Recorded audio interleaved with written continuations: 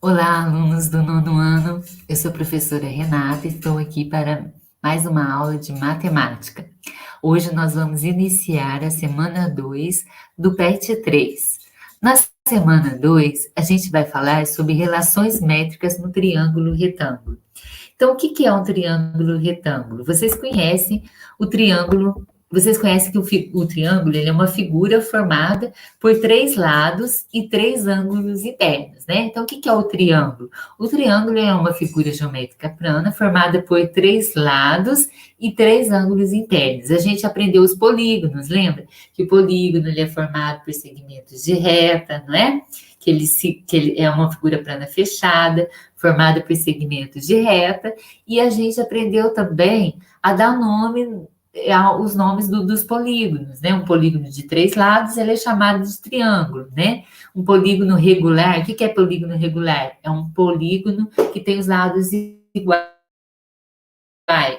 que todos os lados iguais. Um polígono que tem todos os lados iguais, que tem quatro lados, ele é chamado de quadrado, né? Então a gente aprendeu o que é um polígono, e a gente aprendeu que toda figura geométrica plana, que ela é composta por três lados, ela é chamada de triângulo. Então, o triângulo ele possui três lados e três ângulos internos, né?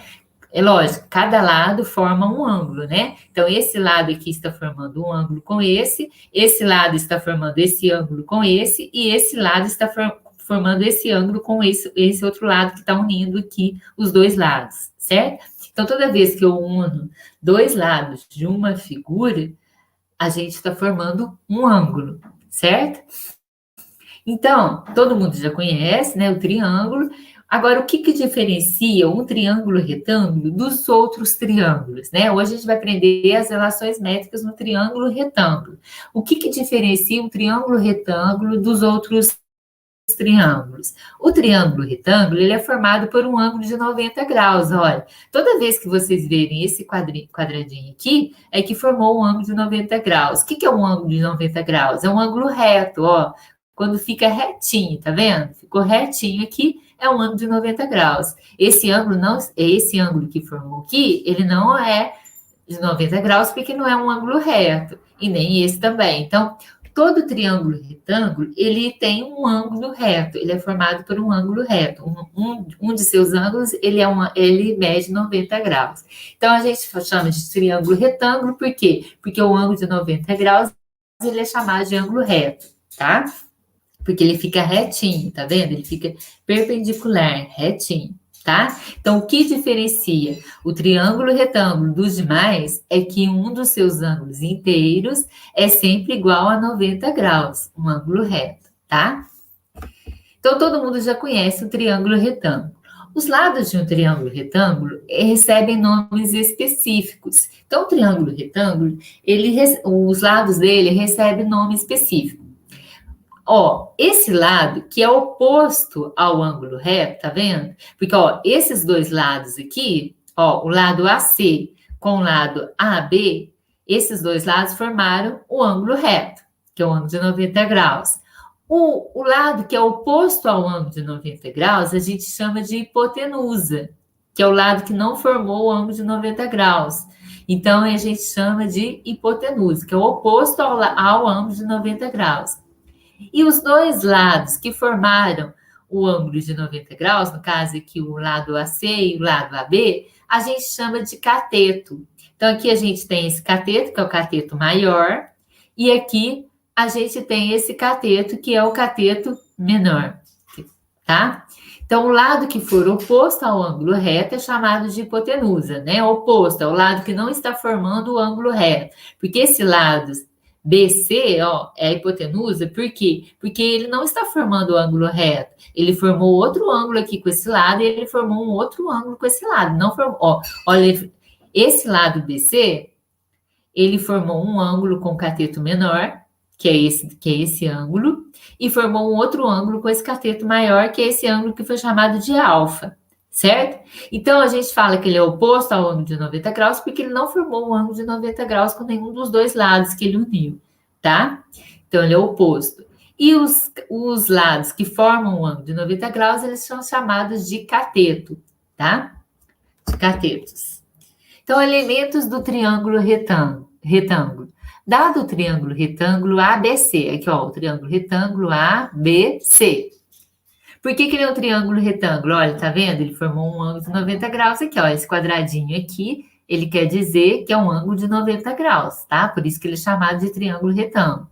Com hipotenusa igual a A. Ó, a hipotenusa é esse lado, é o lado oposto ao ângulo de 90 graus. Então, a hipotenusa é o lado oposto. Então, é esse lado aqui que foi chamado de A, tá? E catetos iguais a B e C.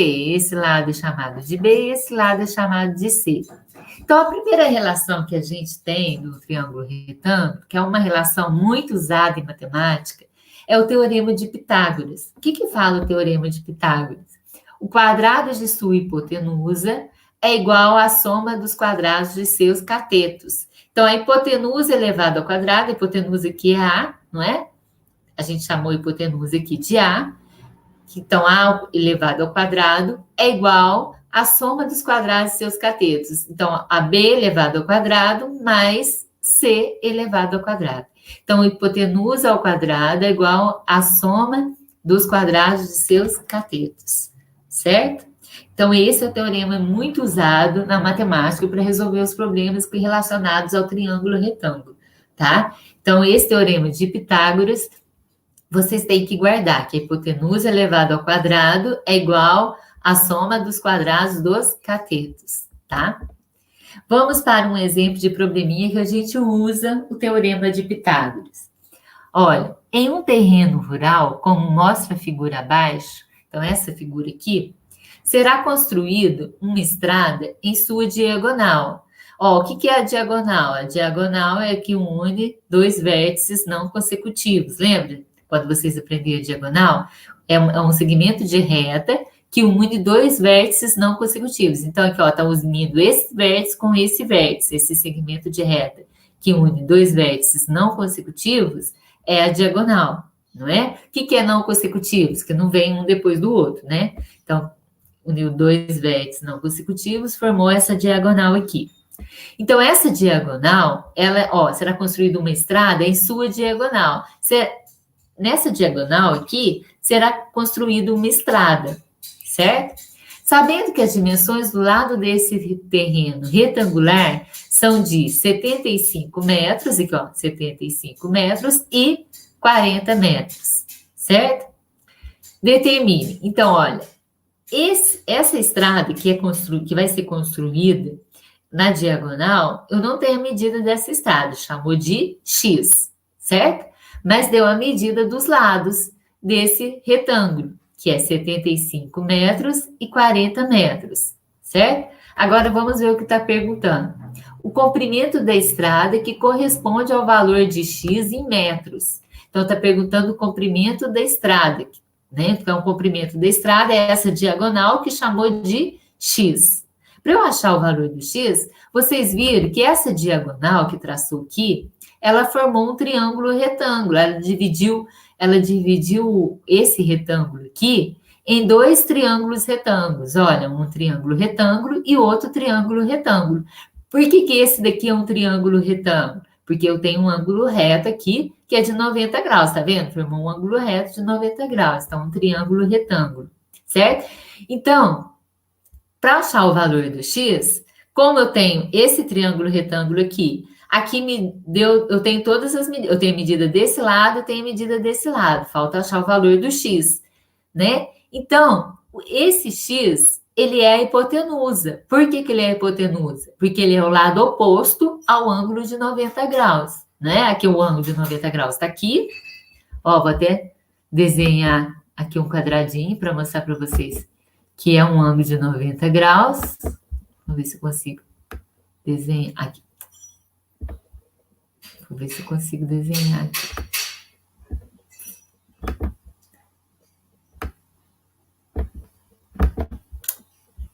Vou aumentar. Porque aqui não colocou o quadradinho, mas eu vou colocar para mostrar para vocês que é um ângulo de 90 graus, certo? Aqui, ó. Formou um ângulo reto aqui, não formou? um ângulo de 90 graus. Então, a hipotenusa, ela é o lado oposto ao ângulo de 90 graus. Então, a hipotenusa é x, né? E a gente viu que os lados do triângulo retângulo, eles recebem nomes específicos, que é a hipotenusa, que é o lado oposto ao ângulo de 90 graus, e os outros dois lados a gente chama de cateto. Então, para eu achar o valor do x, que é a hipotenusa, a gente vai usar o teorema de Pitágoras, né? Qual que é o teorema de Pitágoras? É a hipotenusa elevado ao quadrado, que é igual à soma dos quadrados dos catetos. Então, a hipotenusa não é x? Então, é o x elevado ao quadrado, vai ser x elevado ao quadrado, que é igual à soma dos quadrados dos catetos. Então, vai ser 75 elevado ao quadrado, 75 elevado ao quadrado, mais o outro cateto elevado ao quadrado, porque o outro cateto é 40. 40 elevado ao quadrado. Então, olha, para eu achar o valor da hipotenusa aqui, a hipotenusa é a diagonal que nessa diagonal será construída uma estrada, não é? Tá falando aqui, ó, em um terreno rural, como mostra a figura abaixo, será construída uma estrada em sua diagonal. Aqui é a diagonal. Nessa diagonal vai ser construída uma estrada. E como essa diagonal dividiu esse retângulo em dois triângulos retângulos, então, os triângulos retângulos a gente viu que tem nomes, os lados do triângulo retângulo tem nomes específicos. O lado oposto ao ângulo de 90 graus, ele é chamado de hipotenusa, e os dois lados que formam um ângulo de 90 graus, eles são chamados de catetos, né?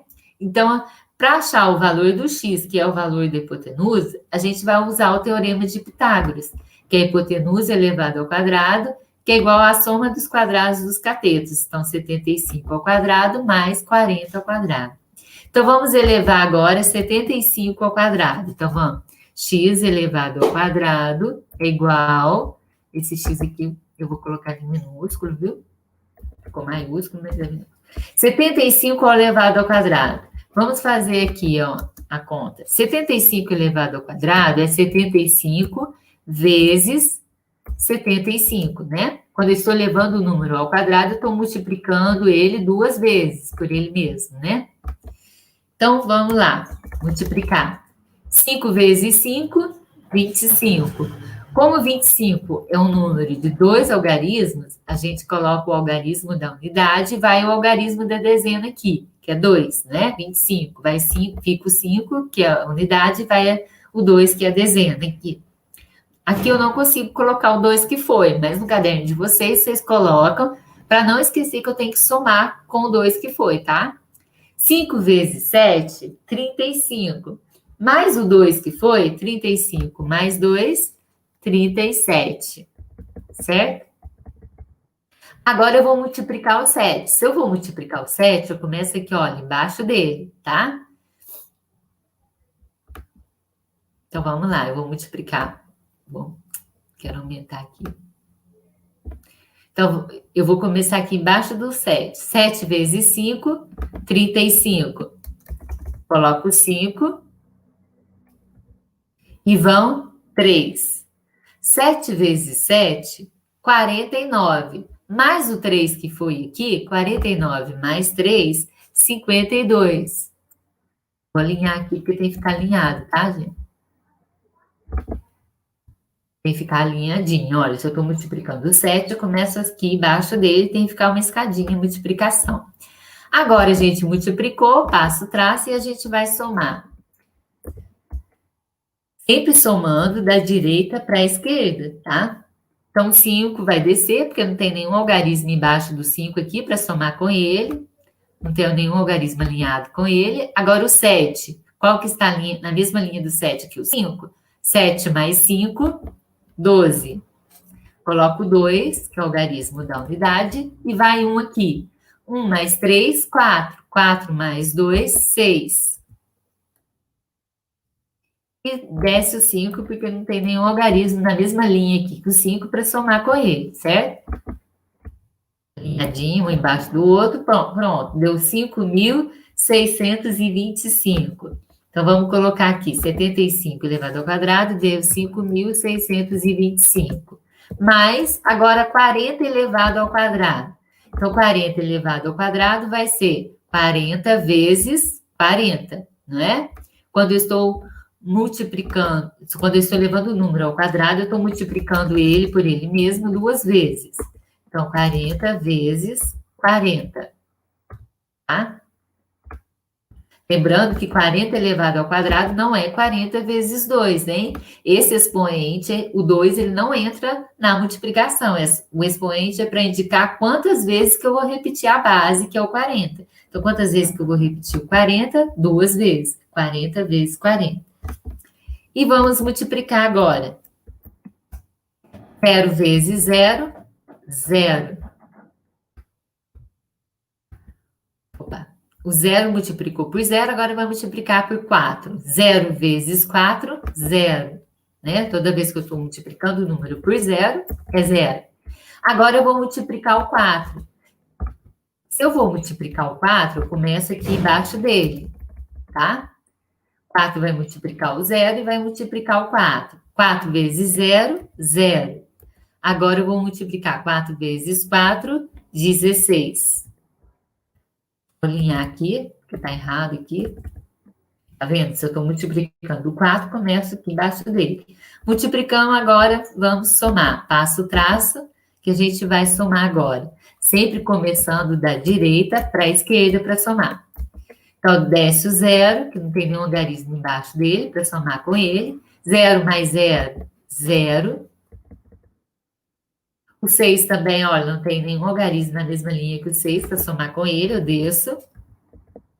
E desce o 1 também, que não tem nenhum algarismo na mesma linha que o 1 aqui, para somar com ele. Então, desce. Então, 40 vezes 40, que é 40 ao quadrado, deu 1.600. Então, vamos colocar aqui 1.600.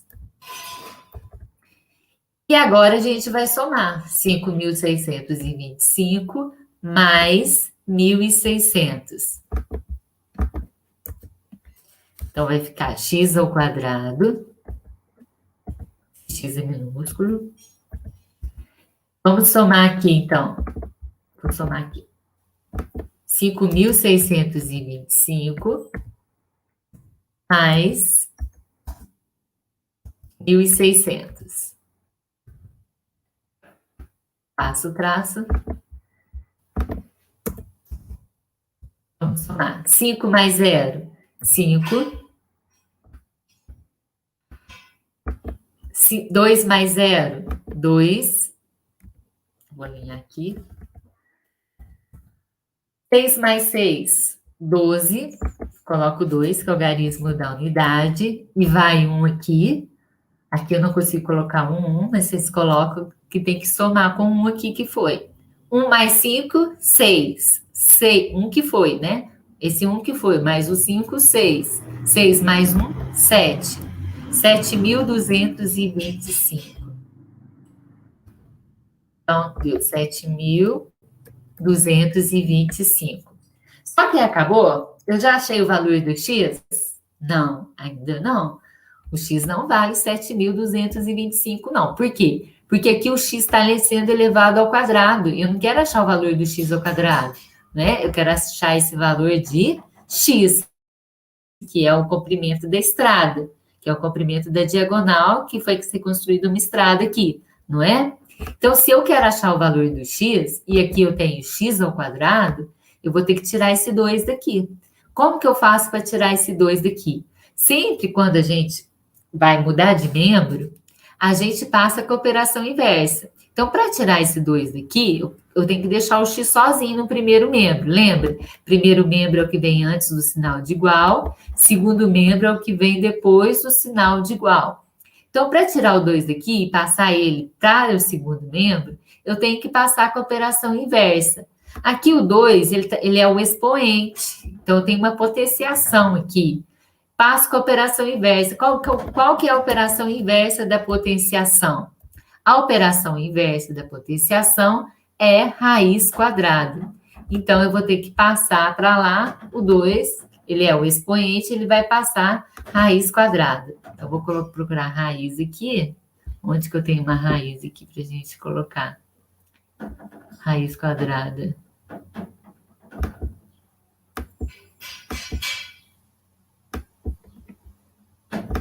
Não, eu posso desenhar também, vou desenhar.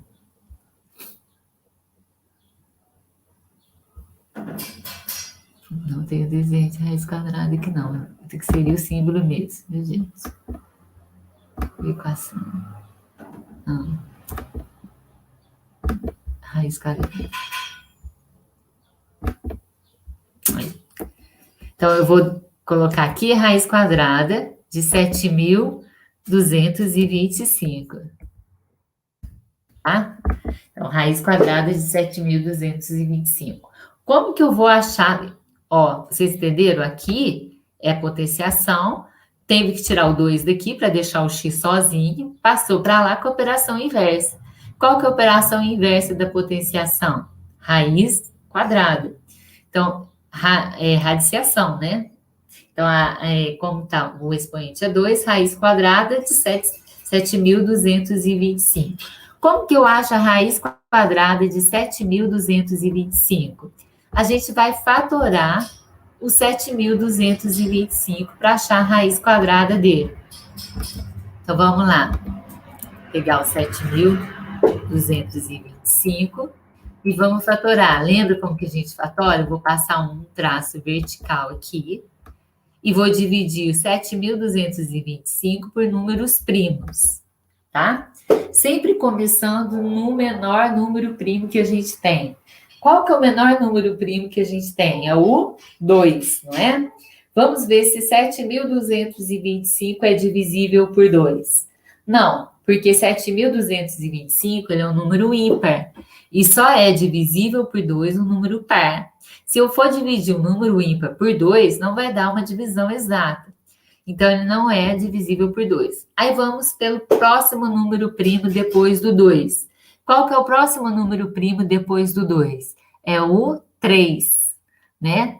Vamos ver se 7.225 é divisível por 3. Para não fazer a divisão, para ver se vai dar exata, a gente tem uma regrinha para saber se o número é divisível por 3.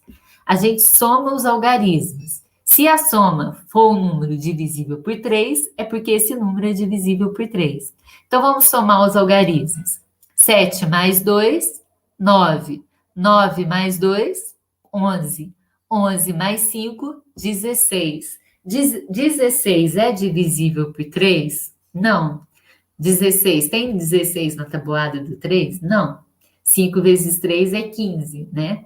Então, não é, se o 16, se a soma deu um número que não é divisível por 3, então esse número não é divisível por 3. Então, vamos tentar agora para o próximo número primo depois do 3, é o 5. 7.225 é divisível por 5? Tem uma regrinha o 5 também, você não precisa fazer a divisão para ver se vai dar exata. A regrinha do 5 é assim: todo número que termina em 0 ou 5 é divisível por 5. Então, 7.225 termina em 5. Então, ele é divisível por 5. Então, vamos colocar o 5 aqui e vou dividir 7.225 por 5.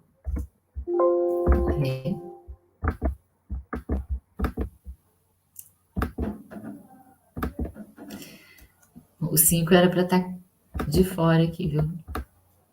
Aí. Vamos dividir agora por 5. 7.225 dividido por 5 vai dar 1, 4 e 5. 1.445.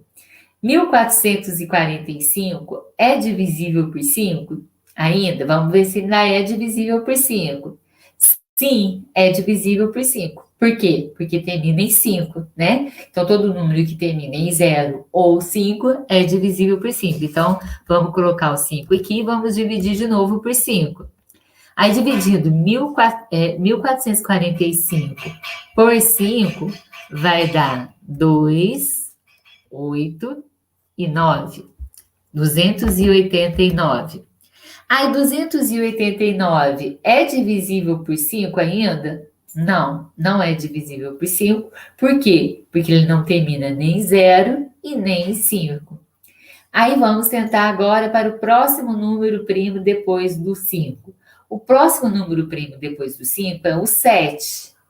O 7 não tem regrinha, então vocês vão ter que dividir, tá? 289 por 7. Só que se você fizer no seu caderno 289 dividido por 7, vocês vão ver que não vai dar uma divisão exata. Eu não vou fazer divisão aqui não, tá, gente? Porque senão vai demorar. Então, eu não vou fazer não, mas se vocês dividirem 289 por 7, vocês vão ver que não vai dar exato. Então, vamos tentar para o próximo número primo depois do 7. Qual que é o próximo número primo depois do 7? É o 11, tá? O próximo primo depois do 7 é o 11. E 289 é divisível por 11? Não. 289, ó, para o 11 não tem regrinha, então vocês vão ter que fazer a divisão, tá? 289 dividido por 11. Só que quando vocês dividirem por 11, vocês vão ver que não vai dar exata, tá? Então, a gente vai tentar o próximo número primo depois do 11. O próximo número primo depois do 11 é o 13. O 13 também não vai dar exata, tá? Então, o próximo número primo depois do 13 é o 17. Então, por 17 vai dar exata, tá? Eu não vou fazer a divisão aqui, porque senão vai demorar e vai ficar cansativo para vocês. Então, 289, quando você divide 289 por 17, se vocês fizerem a divisão aí, vocês vão ver que vai dar 17, tá? 289 dividido por 17 vai dar 17. E 17 dá para dividir por 17 ainda, não dá? 17 dividido por 17 vai dar 1. Pronto, a gente fatora até dar 1. Agora, como eu estou achando raiz quadrada, né? A raiz quadrada é como se tivesse o 2 aqui. A gente não coloca o 2 aqui na raiz, mas é como se tivesse o 2. Se eu estou achando raiz quadrada, eu vou agrupar de 2 em 2 e coloco 1, tá? Então, por exemplo, o primeiro número que apareceu aqui foi o 5. Tem outro 5 para juntar com ele? Tem.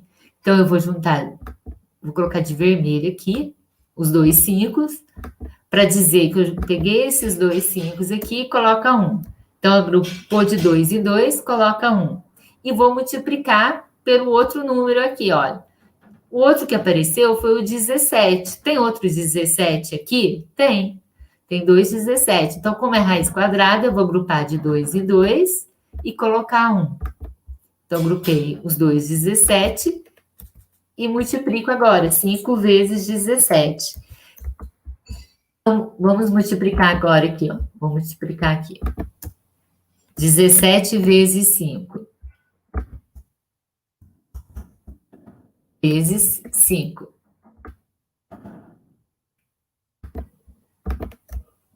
Então, 5 vezes 7, 35. Coloco 5, vão 3 aqui.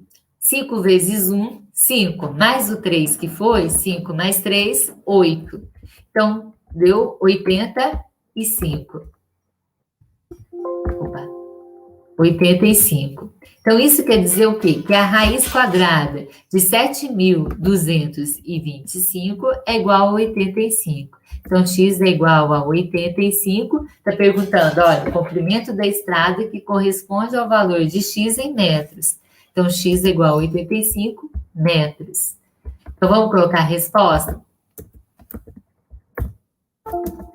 O comprimento da estrada é igual a 85 metros, certo? Agora vamos ver o número 2. O que você está perguntando? A área total do terreno rural. Ó, o terreno rural, em um terreno rural, como mostra a figura abaixo, será construída uma estrada em sua diagonal. Essa aqui é a estrada. Sabendo que as dimensões usadas desse terreno retangular são de 75 metros e 40 metros. Então, está perguntando a área do terreno rural. O terreno rural é esse retângulo todo, tá? Então, nesse terreno, foi construída uma estrada aqui e sua diagonal. Mas esse retângulo todo aqui é a estrada. Então, para achar... a estrada não, é o terreno, quer dizer, o retângulo todo é o terreno. Para achar a área do terreno, eu vou ter que achar a área do retângulo, porque o terreno ele é retangular. Como que a gente acha a área do retângulo? Lembra da fórmula para achar a área do retângulo? É base vezes altura, né? Então, a base 75 vezes a altura, que é 40. Então, vamos achar. A área do retângulo é base vezes altura, que a gente chama de H. Então, a área é igual à base, que é 75, vezes a altura, que é 40. Então, a área vai ser igual a 75 vezes 40. Vamos fazer aqui no rascunho. 75 vezes 40. Vamos multiplicar, começando da direita para a esquerda. Então, 0 vai multiplicar o 5 e vai multiplicar o 7. 0 vezes 5, 0. 0 vezes 7, 0. 0 vezes 7, 0.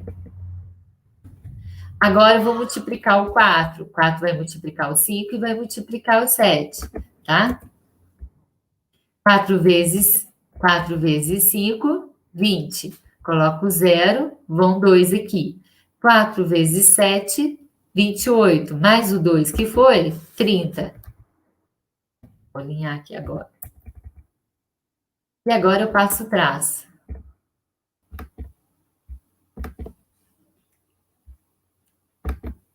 E vamos somar. Esse 0 eu vou descer, porque não tem nenhum número embaixo dele para somar com ele. Aí eu vou somar 0 mais 0, 0. Desce o 0, é que não está muito alinhado aqui. Tá muito alinhado, não. Agora ficou mais alinhado, tá vendo? Tem que ser alinhadinho. Ó. 0 mais 0, 0. Desce o 0 aqui. E o 3. Então, a área do terreno é 3.000. Tá vendo? Cadê? Aqui, 75 vezes 40 deu 3.000. A área é dada em metros quadrados. Opa! Eu coloquei quadrado aqui, né? A área é dada em metros quadrados, tá, gente? Então, o comprimento é dado em metros, mas a área é metro quadrado. Então, toda a área é metro quadrado. Então, essa é a resposta aqui, ó. Vou colocar de vermelho para destacar aqui a resposta. A área total do terreno rural, 3.000 metros quadrados, certo? O perímetro de apenas um lado triangular do terreno formado pela diagonal X. O que é o perímetro, gente? O perímetro, ele é a soma dos lados, não é? Então, aqui está pedindo o perímetro de apenas um lado triangular do terreno formado pela diagonal X. Então, não está pedindo o perímetro do terreno todo. Está pedindo o perímetro de apenas um lado Peraí. Vamos ver. O perímetro de apenas um lado triangular. Então, está pedindo o perímetro de apenas um lado triangular. Então, é o perímetro aqui, ó. Porque aqui não formaram dois triângulos, mas está querendo o perímetro só desse triângulo aqui, ó. De um lado, certo? Então, o perímetro é a soma dos lados. O x eu já sei quanto que vale. Quanto que vale o x? 85. Então, eu vou somar os lados. Olha, 85 mais 75 e mais 40, porque pediu de apenas um lado, tá? Então, eu não vou achar o perímetro do terreno todo. É de apenas um lado triangular. Então, o perímetro vai ser igual a 85, que é o valor do x, mais o outro lado, que é 75, mais o outro lado, que é 40. Então, o perímetro vai ser igual a, vamos somar aqui, ó, 85 mais 75, mais 40. Faço o traço e vou somar. 5 mais 5, 10. 10 mais 0, 10. Coloco 0, que é o algarismo da unidade, e vai 1 aqui. 1 mais 8, 9. 9 mais 7, 16. 16 mais 4, 20. Então, deu 200 a soma. Então, 200 é o perímetro. 200 é o perímetro de apenas um lado triangular. Então, 200 metros. Perímetro é dado em metros, tá? Porque perímetro é comprimento, né? O perímetro é a soma dos lados, é o contorno dos lados. Então, contorno, comprimento é dado em metros, a área é dada em metros quadrados, tá? Então, como eu pedi o perímetro de apenas um lado triangular, é 200. E se eu pedir o perímetro dos dois lados triangulares? Se esse daqui é 200, esse daqui também vai ser 200, porque a medida é a mesma, olha. Daqui até aqui eu tenho 75, daqui até aqui eu tenho 75 também. Se daqui até aqui mede 40, daqui até aqui vai medir 40 também, não é? Então, dos dois lados ia ser 200 mais 200, que é 400, dos dois lados triangulares, mas pediu de apenas um lado triangular, certo? Espero que vocês tenham entendido a aula de hoje. Na aula que vem, eu vou voltar, continuando ainda nas relações métricas do triângulo retângulo, tá? Assistam com bastante atenção a aula. Se não entenderem, assistem de novo para ajudar vocês a fazerem atividades do PET. Esse exemplo que eu dei é um exemplo parecido, não é igual ao do PET, mas é parecido para ajudar vocês. Até lá, até a próxima aula.